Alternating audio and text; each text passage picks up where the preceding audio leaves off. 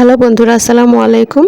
আজকে খুব সহজ একটা পেন্টিংয়ের ভিডিও আপনাদের সাথে শেয়ার করব। এখানে আমি কৃষ্ণচূড়া ফুল এঁকে নিচ্ছি, আর কোনো ধরনের আমি আলাদাভাবে ড্রয়িং করে নিইনি। আমি সরাসরি তুলির মাধ্যমে এটাকে আমি শেপ করে নিচ্ছি, আর তার পরে আমি ভালো মতো রঙটা বসিয়ে দিচ্ছি। আর এই রঙটাও আমি হাতেই তৈরি করেছি অ্যাক্রিলিকের র কালার দিয়ে। তো এখানে আমি তিনটা কালার ব্যবহার করতেছি।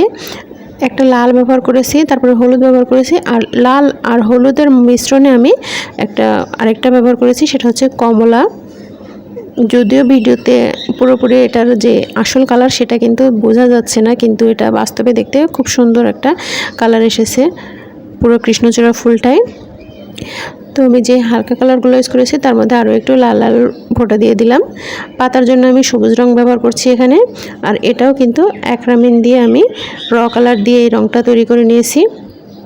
খুব সিম্পলের মধ্যে আমি এই ফুলটা করে নিয়েছি, খুব সহজেই কিন্তু করে নেওয়া যায়। আর এই ডিজাইনটা আমি আমার জামার হাতার মধ্যে ইউজ করেছি, তো ভিডিওটা আপনাদের সাথে শেয়ার করলাম। এভাবে চাইলে কিন্তু আপনারাও নিজেরাও করে নিতে পারেন। আর এখানে আমি কাপড়টা ব্যবহার করেছি হচ্ছে ব্যাক্সি কটন ফেব্রিকে।